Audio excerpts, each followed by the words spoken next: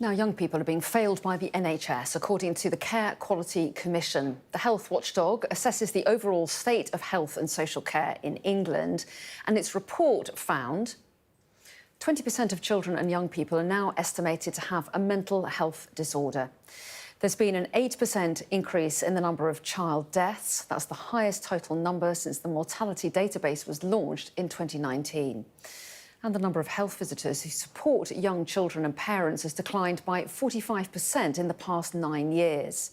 There are also serious concerns over the risks of sepsis, with many services inadequately staffed or trained to diagnose the medical emergency, which can be fatal, as Daniel Henry reports.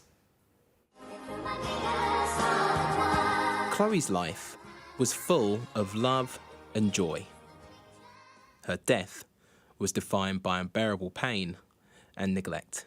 There were numerous medics and nurses that were involved in Chloe's care, and had any one of those units done the basic, not, gold standard, the basic, Chloe would probably still be here.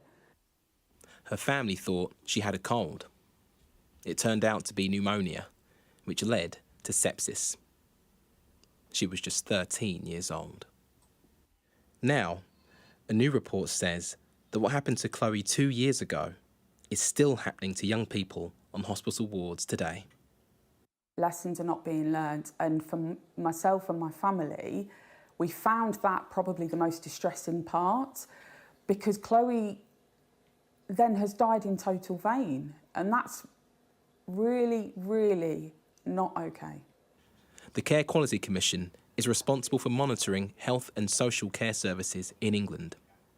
Their report says low numbers of children's nurses and gaps in staff training mean children at risk of sepsis are not being identified fast enough.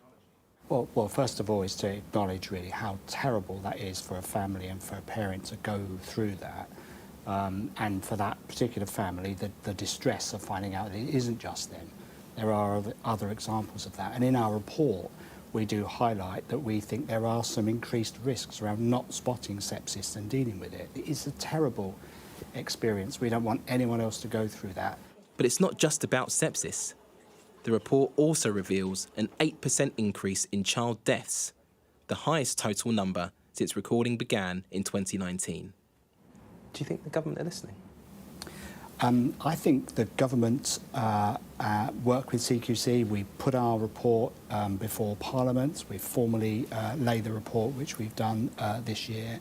I think they are interested in what we've got to say. The NHS say the report emphasises what staff and patients already know, that NHS services are under incredible pressure, while Chloe's parents are left living with the consequences of their failures. Daniel Henry, Sky News. Time now